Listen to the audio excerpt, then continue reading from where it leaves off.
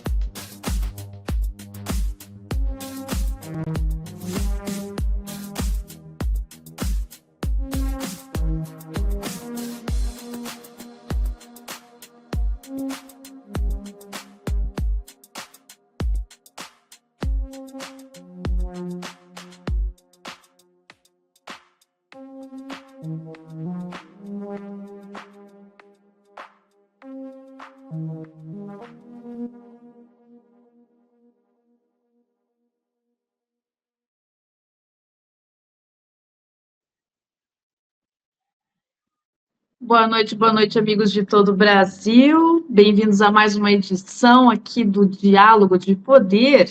Estamos aqui ao vivo com uma grande jornalista brasileira e também avisar aqui que nós estamos direto para a TVD, na Parabólica Digital 581 para todo o Brasil, e agradecer também a TV aberta no Paraná, Ivaiporã 14.1, Pato Branco 44.1 e Guarapuava 19.1. E também ao vivo, direto para o canal do nosso querido amigo, mestre jornalista Silvio Navarro. Eu, Karina Belomé, estou aqui no Rio Grande do Sul e Camila Ábido hoje está tirando uma folguinha, mas não paramos de trabalhar. Estamos aqui com Ana Maria Semin, jornalista gaúcha, que está dedicando o seu tempo para expor ao Brasil os detalhes por trás da cortina do 8 de janeiro, com relação aos presos políticos e seus familiares, e esse show de horrores que ninguém fala. Ana Maria, boa noite, bem-vinda. Boa noite, Karina Belomé, boa noite a todos. Eu fico muito feliz de estar aqui conversando contigo. Você explicou muito bem, é uma cortina, né? É um cenário que foi criado, um cenário de horrores, que implica na vida de milhares de pessoas diretamente, né? Com certeza, Ana.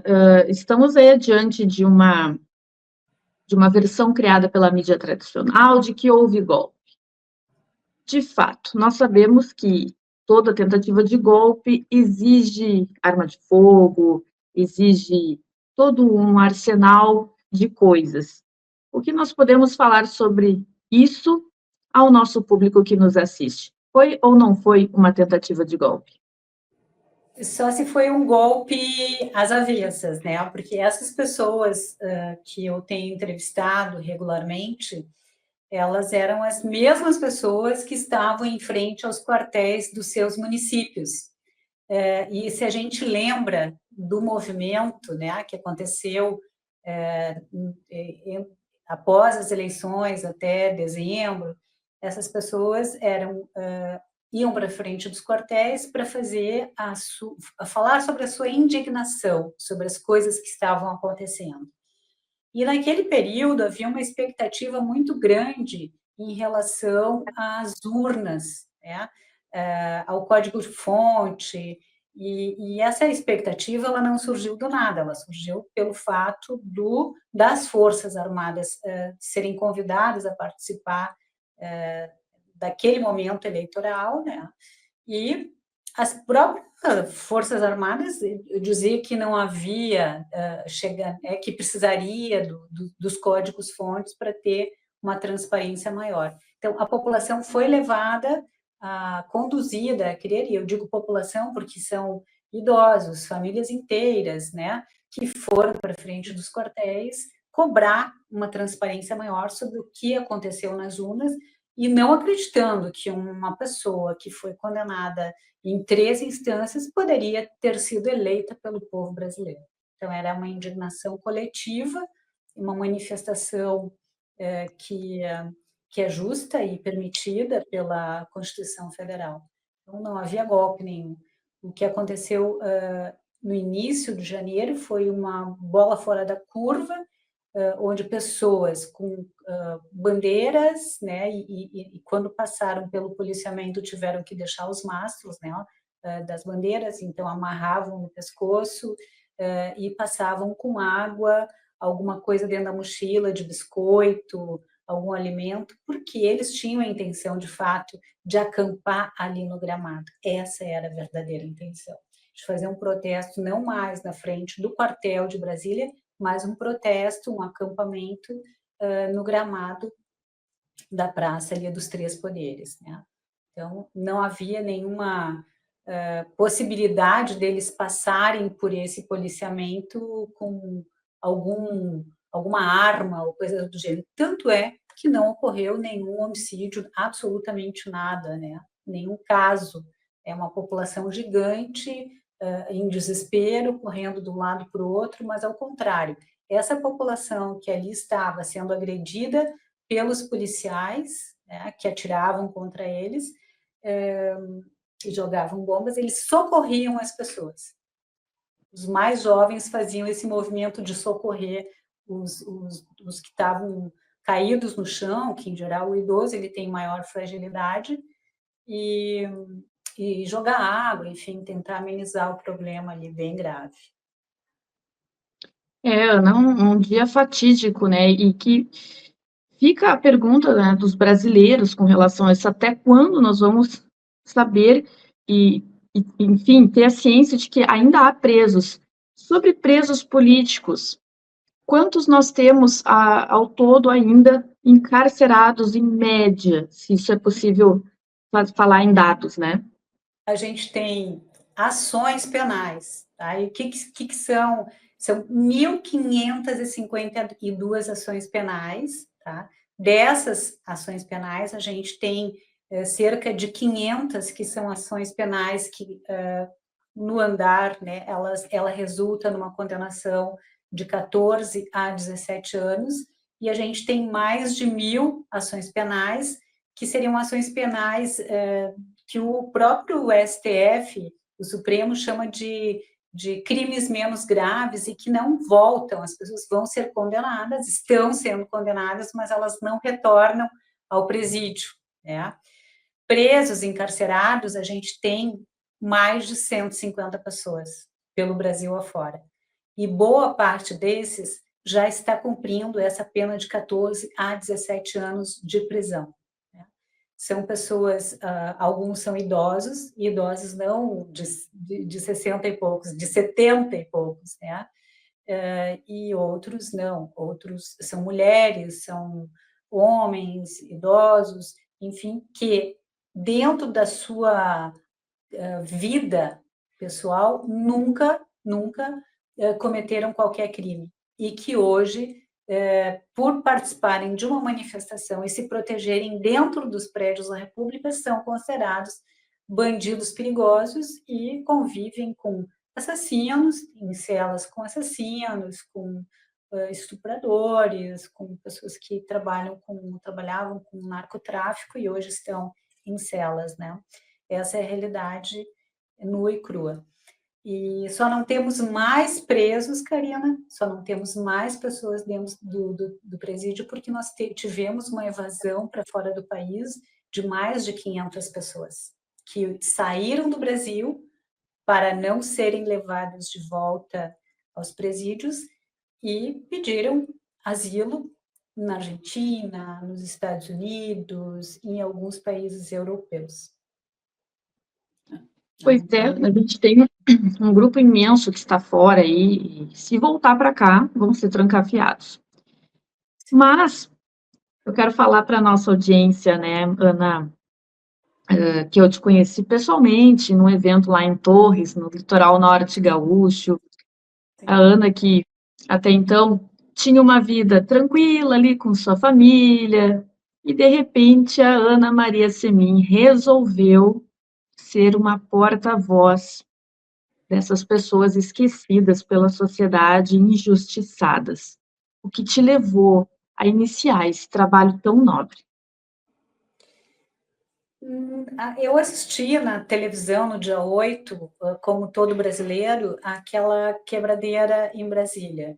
E aquilo não bateu, não, tem alguma coisa errada aí. E como jornalista, eu quis saber, né? E fiquei incomodado com aquilo, porque tu começa a fazer uma ligação. Eu tinha participado, não ativamente, mas fui para frente dos quartéis, tanto da minha cidade, Caxias do Sul, que fica no Rio Grande do Sul, quanto em Florianópolis, naquele período, não com regularidade, mas fui. Então, eu conhecia o público que estava lá e qual era a intenção e o que as pessoas queriam. As pessoas estavam querendo, digamos, salvar o Brasil, né, de uma catástrofe. Era a sensação que se tinha, né? E é uma manifestação que é justa, você tem direito, você fala, você tem direito à expressão, nós não estamos proibidos a falar.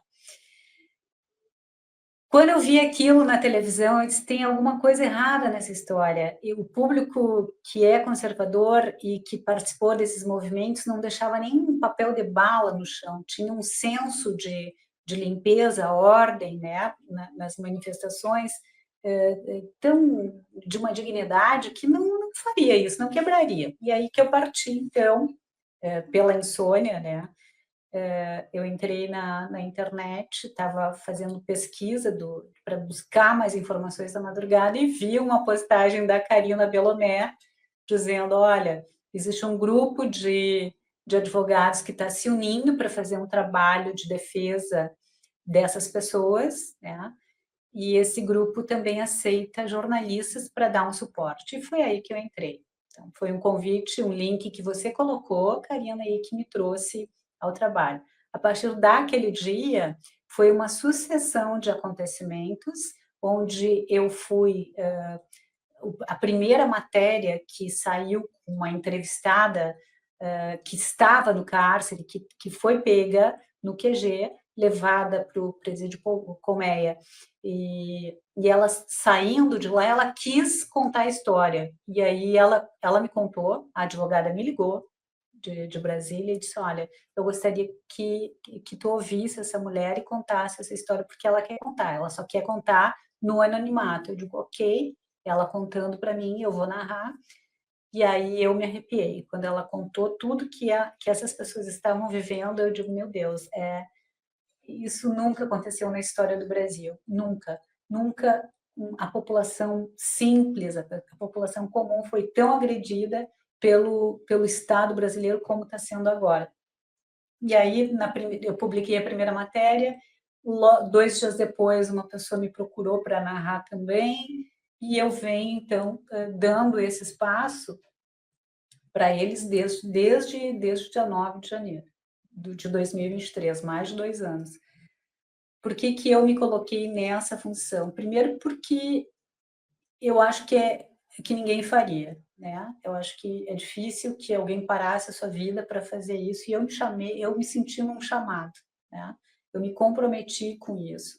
Eu me comprometi em contar essas histórias, e eu não sou remunerada por isso. Isso, eu faço questão de falar, porque, às vezes alguém pode dizer: "Não, ela está fazendo isso porque ela está sendo financiada". Eu tenho haters, eu sou perseguida, tem um sujeito aí da esquerda que diz que eu sou financiada pelo agro. Eu disse: "Mas da onde que esse agro está que eu não estou vendo?". Não tem financiamento, eu faço isso porque eu quero fazer, porque eu entendo que as pessoas precisam ter voz, elas estão proibidas, os presos políticos são proibidos de falar, eles não podem se manifestar sob pena de serem levados para o presídio.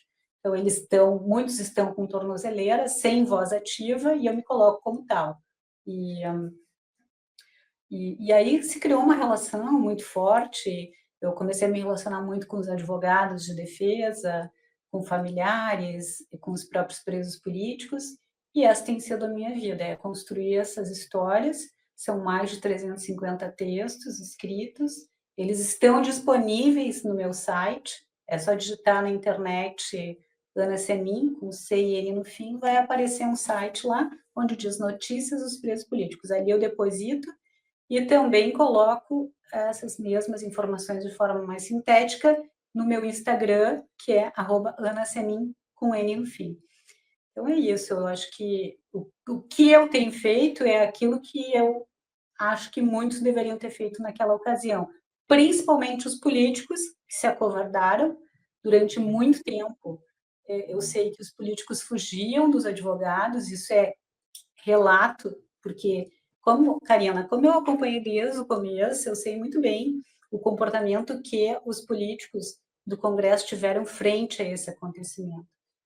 O desespero dos advogados que se juntaram, né, em grupos para poder destrinchar esse problema, já que o que estava acontecendo não estava previsto no Código Penal, né? E aí eles se obrigaram a se juntar e tentar organizar e entender e dar uma satisfação para as famílias dos presos políticos, porque de uma hora para outra, Karina, tu imagina que as pessoas sumiram.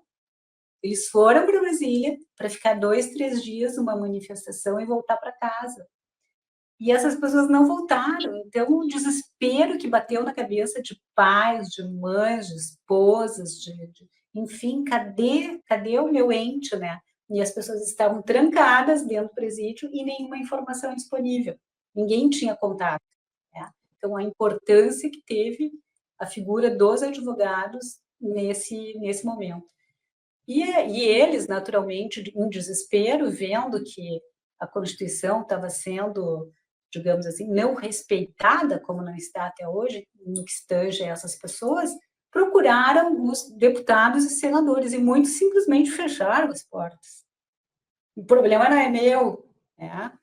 Então, e assim foi por um longo tempo. Hoje eles estão mais envolvidos, os nossos deputados e senadores de direito. Mas eu não sei se é o suficiente, Karina. Pois é, Ana. Realmente, porque eu lembro que o início foi bem isso. Eu estava com a Ana Caroline Sibut, que é uma amiga e minha advogada, num processo de Lula contra mim que está tramitando no STF, por conta de uma postagem que fiz no X, lá em 2022, falando que Bolsonaro foi o presidente que mais sancionou leis em prol das mulheres. E isso foi um fator para alegarem na intimação que eu estava atrapalhando a campanha de Lula, e outros tantos políticos entraram nessa lista. Então, eu sou uma delas, mas não sou política. O que acontece, Aninha?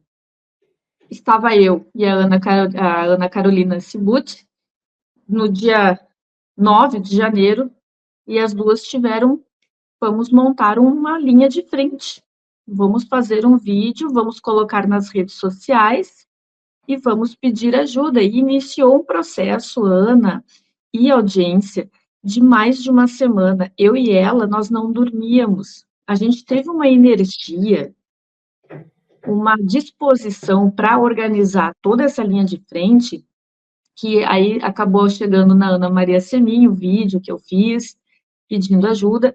Pedimos médicos, psicólogos, se formaram grupos de juristas, a Ana Caroline ficava responsável por eles, nós criamos os jornalistas, os médicos, os psicólogos, e isso se formou uma rede tão grande, tão importante, com todo mundo junto, que o meu Instagram da época foi retirado do ar por conta de estar incitando atos antidemocráticos. Então, todo o trabalho lá foi perdido. E não teve nem via judicial que fizesse recuperar ao menos alguns vídeos que lá estavam, né? Então, aí eu conheci a Ana Maria Semin, que hoje está aqui, sendo uma porta-voz extremamente importante. Ela tem alcance aqui no Brasil, fora do Brasil, e há um projeto muito legal que as pessoas podem seguir a Ana no seu Instagram, que se chama Vozes do 8 de Janeiro. Como é que ele funciona, Aninha? O Vozes, ele surgiu em setembro do ano passado, a Karina Michelin. A Karina Michelin, ela mora na Itália e em Milão, é uma jornalista bastante conceituada, e ela entrou em contato comigo e disse, olha, eu tenho acompanhado as matérias que tu publica no site e eu gostaria de me envolver nisso, eu gostaria de dar um passo à frente e me envolver com os presos políticos, gostaria de pegar esses textos que tu faz e narrar, porque eu também sou atriz, ela me falou. Eu digo, olha, Karina, eu não sei quanto tempo tu vai seguir nessa jornada comigo, né? Mas se for se houver uma constância, a gente pode começar. E aí a gente iniciou esse trabalho, que consiste em, basicamente, os textos que eu produzo para o site, eles são textos normais de jornalismo, onde eu estou narrando algum fato, a história da pessoa. Para a Karina gravar, eu coloco na primeira voz, na primeira pessoa. Então, é alguém que está vivenciando o drama, que conta a sua experiência no 8 de janeiro, e ela faz a gravação e nós publicamos, né? Então, Vozes do 8 de janeiro já tem, o 13º episódio será lançado nesta semana, né? Já mandei para ela as imagens, tudo direitinho, que é da Dalgisa. A Dalgisa é uma mulher, uma senhora de 65 anos, e essa senhora não tem a menor vontade mais de viver, porque ela foi condenada a 16 anos e meio de cárcere, ela está confinada no Colmeia, em Brasília, e ela já decidiu que vai se matar. Ela não tem vontade de viver. Ela realmente não se vê dentro do presídio. E porque ela não cometeu absolutamente nenhum crime. Ela saiu, ela mora dentro de uma instituição de caridade em Brasília,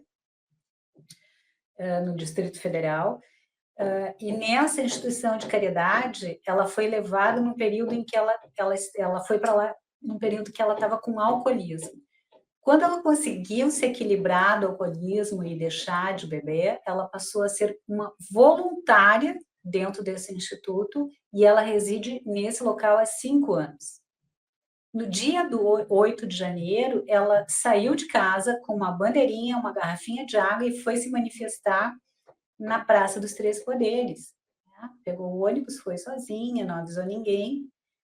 Só que em dado momento dessa manifestação, aconteceu o que a gente sabe, que é bombas caindo de helicóptero, ela foi alvejada na perna com uma bala, né? A polícia atirou em várias pessoas foram machucadas naquele dia. E ela se abrigou num dos prédios da República. Por conta dela ter se abrigado, ela então foi condenada a 16 anos e meio de cárcere. Ela não aceita isso, né? Então, essa história a Karina vai gravar, eu já mandei o texto para ela. desse momento, né, uma outra pessoa também passou a fazer essas gravações. Mônica Salgado. Na semana passada,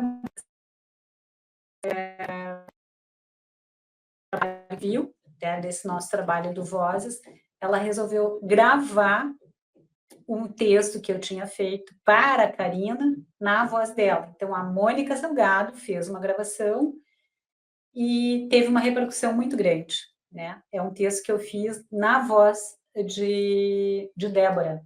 Débora que pichou, perdeu o Mané lá na Praça dos Três Poderes e nunca mais saiu do presídio. E teve uma repercussão muito grande, essa gravação que a Mônica fez, Mônica Salgado, para um público completamente diferente. Então, a gente fica feliz, porque o público de Mônica é um público de luxo, né? De artigos de luxo, enfim, e é um público imenso, tanto que ela teve 3.200.000 visualizações nessa gravação que ela fez. E parece que ela vai continuar fazendo, porque ela já fez uma outra gravação e postou no Instagram dela. Então, aos poucos, Karina, o que eu percebo é que o brasileiro está acordando, mais pessoas estão se encorajando de falar sobre esse tema, de expor essa situação dos presos políticos, do absurdo que nós vivemos, e aí a gente aumenta a nossa chance de acordar e caminhar para a anistia, que é a redenção dessas pessoas, para que elas voltem para os seus lares, para que elas parem de sofrer, né? É um sofrimento constante que essas pessoas vivem, algumas não estão suportando mais, a gente tem um temor muito grande de uma quantidade de suicídios, né? Por não suportarem mais essa pressão do Estado na vida delas. Bom, realmente, Aninha, é uma situação delicada e que bom que há essas vozes, esse projeto que vocês estão engajadas sensibiliza a nação contra as versões criadas pela mídia. E falando em versões criadas pela mídia, um tal youtuber aí de esquerda quis lacrar em cima do trabalho de vocês e do sofrimento dessas pessoas. Ele fez uma denúncia e o Ministério Público arquivou contra ti e contra mais advogados. A Ana Carolina Sibutti estava nesse rol. Como é que aconteceu todo esse processo, Ana? Foi bem desagradável, né? Questão de meses atrás, os advogados entraram em contato comigo e informaram que nós teríamos que nos defender de alguém que estava fazendo uma denúncia em Brasília contra 5 advogados, né, e a minha pessoa como jornalista, né. E nós até criamos um grupo e começamos a conversar a respeito, e a gente começou a fazer pesquisa de quanto que ia custar uma defesa, né? Era uma denúncia como se nós, por tratarmos da questão do 8 de janeiro, fôssemos golpistas. Então, que a gente seria merecedor, na visão desse youtuber, de ser incluído nos inquéritos do 8 de janeiro. Né? Isso nos causou um certo desconforto, porque, de novo, né, nós somos livres para exercer as nossas profissões. 5 advogados que fazem a defesa dos presos políticos estavam nessa denúncia, e mais a Ana, que vem trabalhando, né, há 2 anos nessas matérias e publicando. Esse hater, essa pessoa que nos acusou, que levou uma peça, né, que foi rejeitada, né, pelo Ministério Público, e com uma boa justificativa, né, ele tem feito regularmente matérias agredindo presos políticos, né, e com palavras, com chacotas, enfim, ele é de péssimo tom. Né?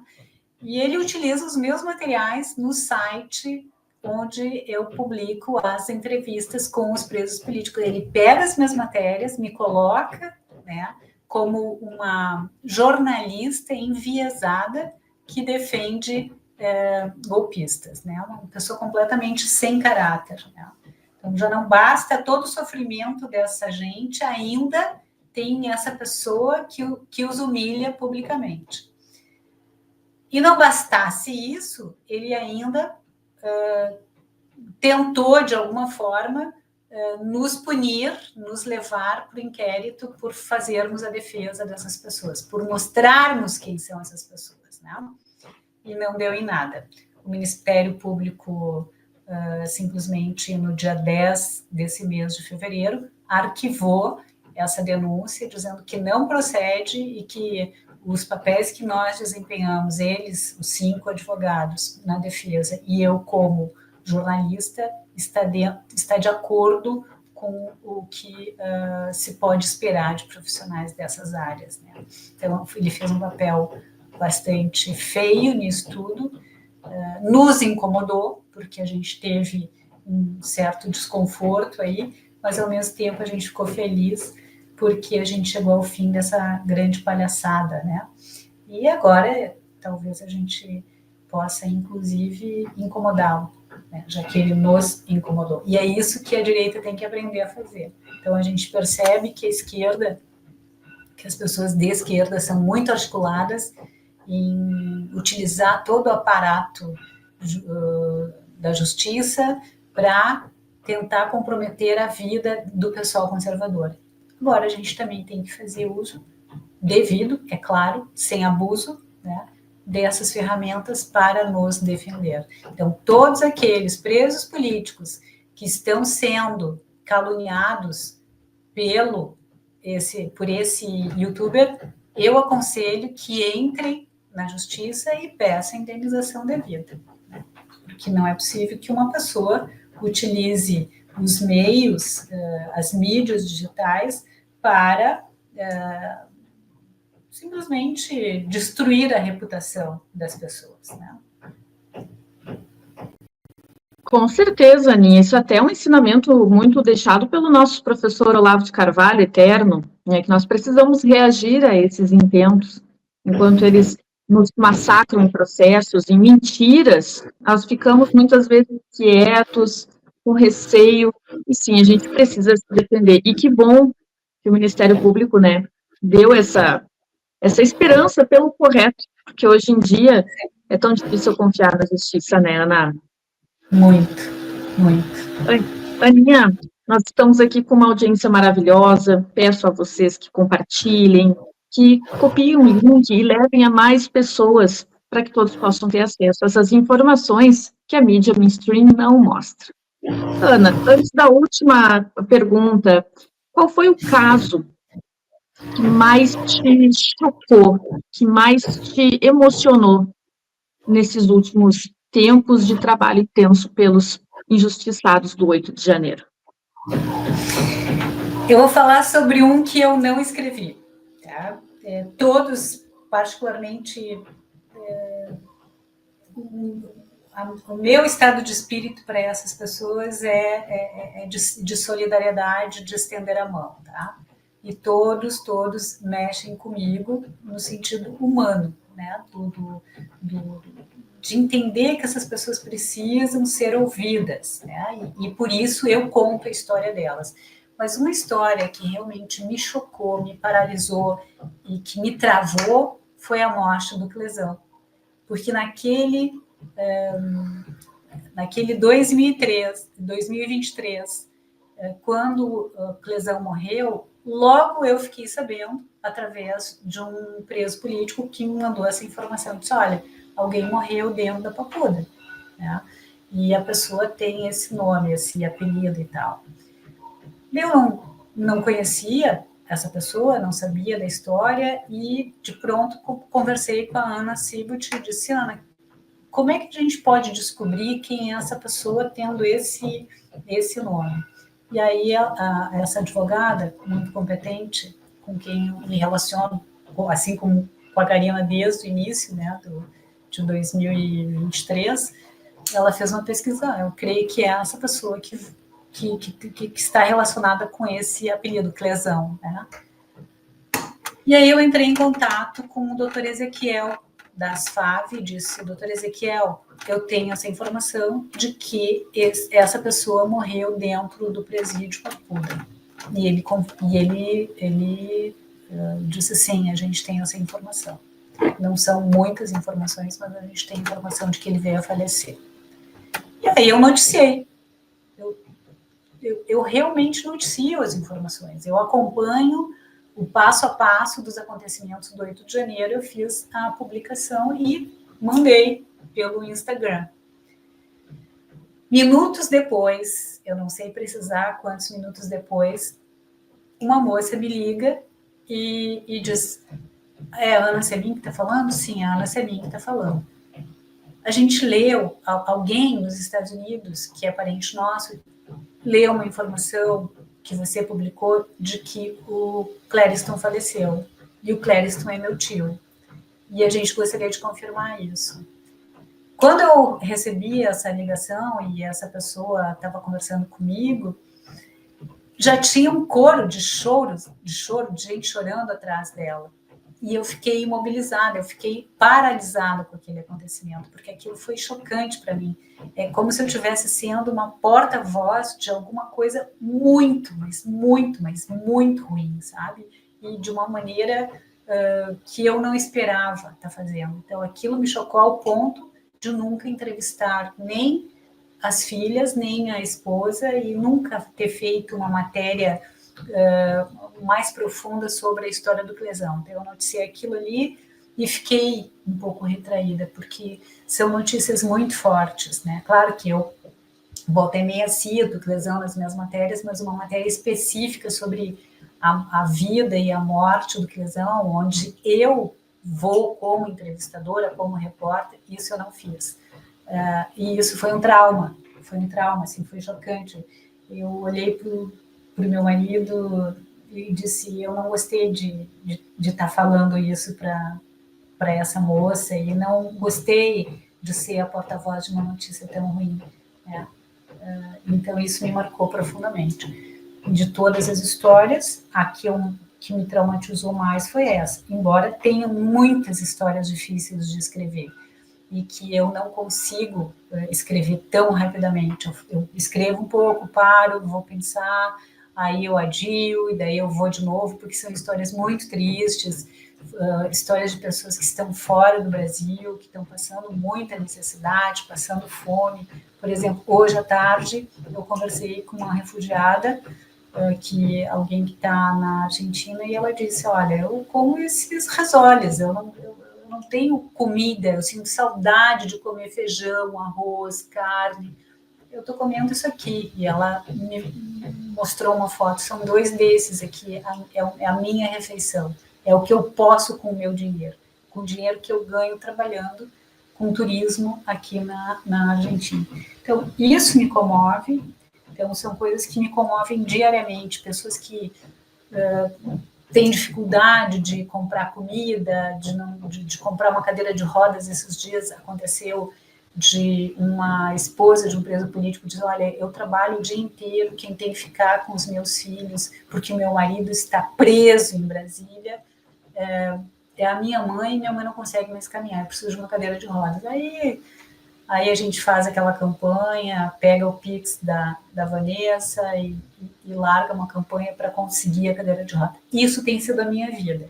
A minha vida tem sido um pouco isso de entregar não só a notícia, Karina, mas também essas campanhas que são humanitárias. Eu acho que meu trabalho hoje ele é um jornalismo humanitário, né? Se é que isso já existiu na história do jornalismo. Com certeza, Aninha, e até vou compartilhar aqui com o nosso público, e eu estou contando agora, eu enchi os olhos da água, porque eu quero mostrar ao nosso público, opa, está dando uma interferência aqui no nosso, não é isso que eu quero mostrar, é o Rosas do 8 de janeiro, espera aí que está dando uma interferenciazinha aqui. Eu quero mostrar para o nosso público, Ana, o teu trabalho, onde as pessoas podem te seguir, acompanhar, para que tu possa ter mais alcance nesse processo de elucidar o que realmente está acontecendo com os presos. Eles não são golpistas, não são pessoas malvadas. Olha só, aqui está a tela, tá, gente? Esse é o trabalho da Ana, que tem os vozes do 8 de janeiro, com as edições pela Karina Miquelin, né, Ana? Toda a história. Ela dá vida às vozes, ela interpreta muito bem, muito bem. Então, para quem quiser, puder e tiver interesse em entender melhor, né, Ana, todo esse processo, todo esse trabalho dedicado em que tu todos os dias nos fornece informações que nós não fazemos ideia do que está acontecendo lá dentro, né? E esse senhor, por exemplo, voltando aqui para cima, esse senhor, ele ficou de novembro até agora dentro de um hospital. Ele é um idoso que adoeceu dentro do Papuda, né? Era um sujeito que não tinha problemas maiores de saúde, mas adoeceu porque a comida é horrível, ele tem 60 e poucos anos. Ficou meses dentro de um hospital para se recuperar e agora ele foi de volta para o presídio Papuda. E ele está condenado a 16 anos e meio. Um engenheiro.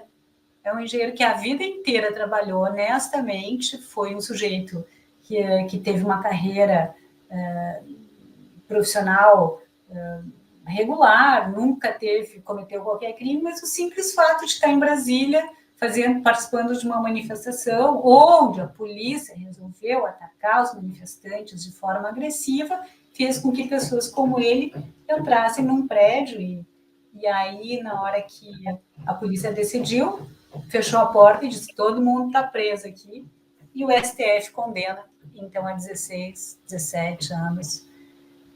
É muito triste. Eu acho que as pessoas têm que se apropriar dessas informações, por isso que eu não desisto, e quanto mais gente falar sobre isso, quanto mais a gente passar para frente essas informações de vida, mais a gente vai sensibilizar e mostrar que esse não é o Brasil que a gente quer.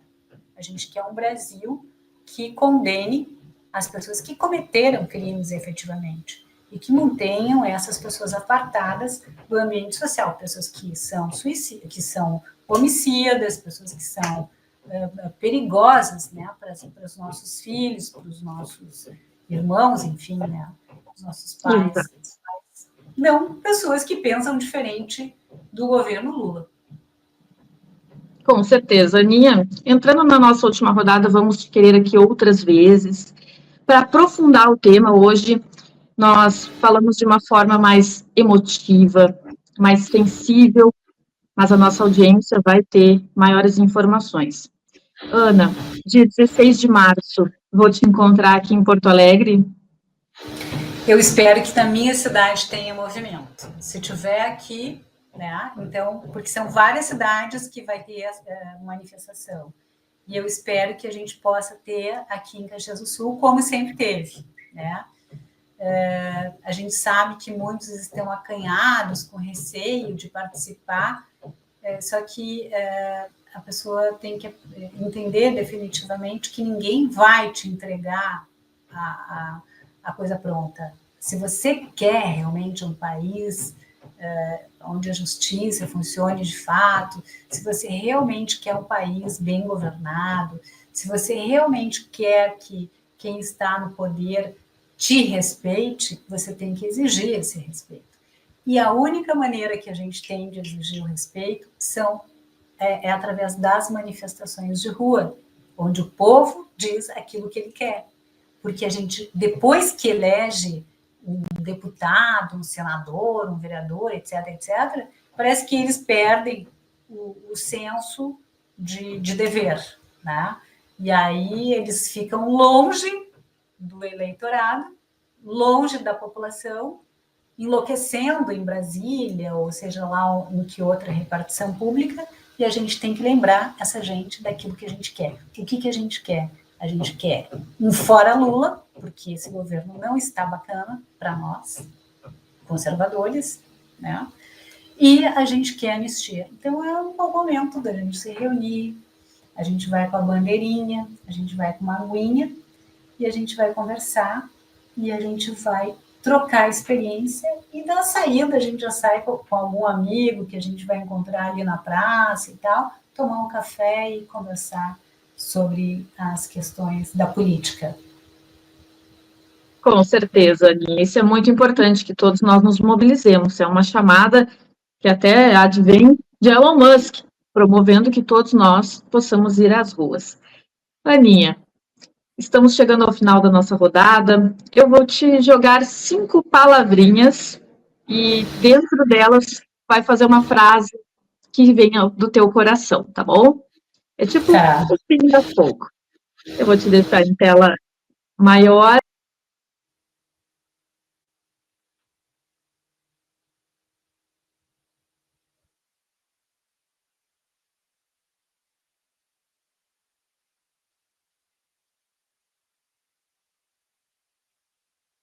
Vou ter que continuar aqui na tela porque o nosso microfone não pega. Vamos editar de novo, tá? É que a Camila tem um outro aparelho lá que é bem melhor, amor. Então Não vamos tem editar. problema. Eu tô adorando aqui. 3. Aninha, a palavra justiça. Justiça é quando você concede ao outro o direito, né, de ser aquilo que ele deve ser e que ele pode ser, e respeitando aquilo que foi acordado pela população, né? Porque as regras da justiça são criadas pela sociedade. Então, a gente deve permitir que as pessoas sejam conforme as regras acordadas. E a justiça serve para balizar se o que você faz está dentro das regras acordadas, regras do jogo, né? Manifestações.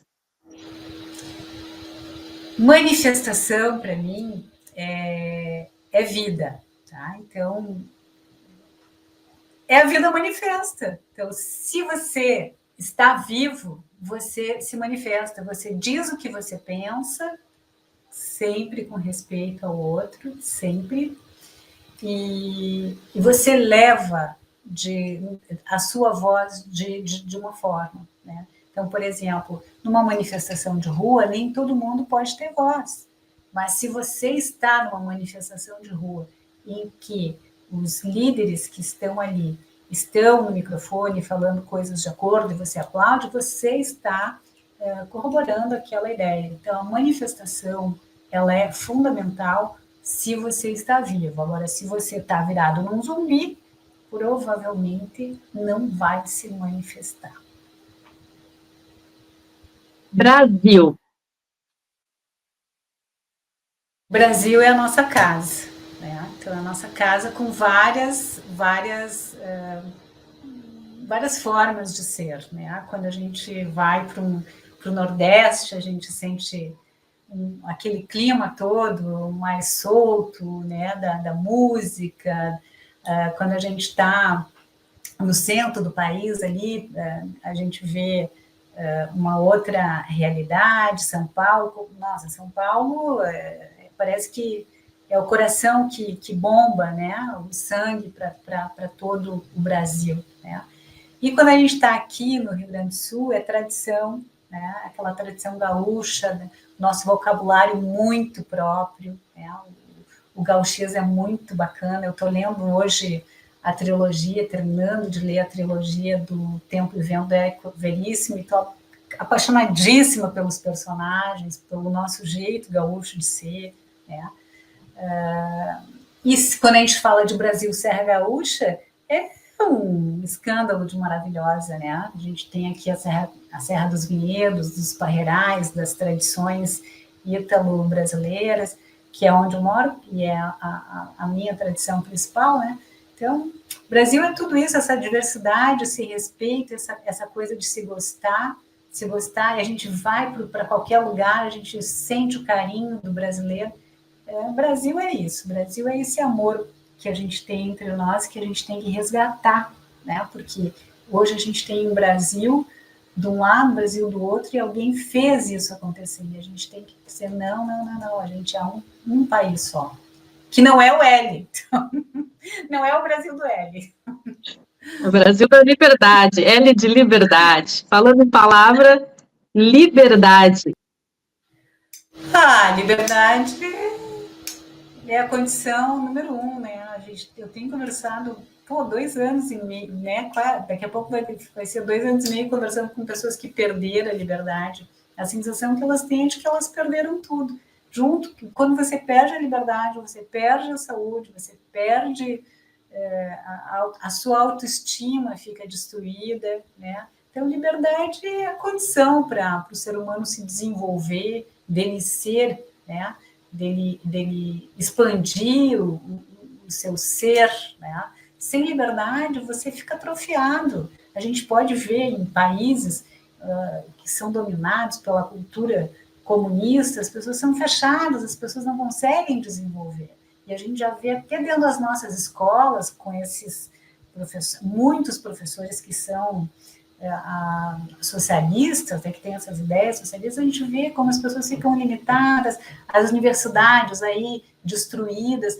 Olha, liberdade, a pessoa que é livre, de fato livre, ela gosta do belo. Ela não vai pichar a parede, ela não vai destruir o ambiente da faculdade, como a gente vê hoje, ela não vai querer mudar aquilo que Deus fez, né? Porque você é livre, você não está agindo conforme uma determinada doutrina diz que você tem que agir. Então, liberdade é, antes de tudo, uma questão filosófica, né? Você se posiciona de forma livre diante do pensar. Você percebe que alguém está querendo que você pense de determinada forma e você diz, não, eu vou pensar, antes de mais nada, sobre aquilo que me faz ser feliz, me faz ser melhor, me faz estar em paz de consciência, né? É isso. Liberdade eu acho que a liberdade é sinônimo de vida. Perfeito, Aninha. Muito obrigada pela tua disponibilidade. Ótimas Sim. reflexões acerca das tuas falas.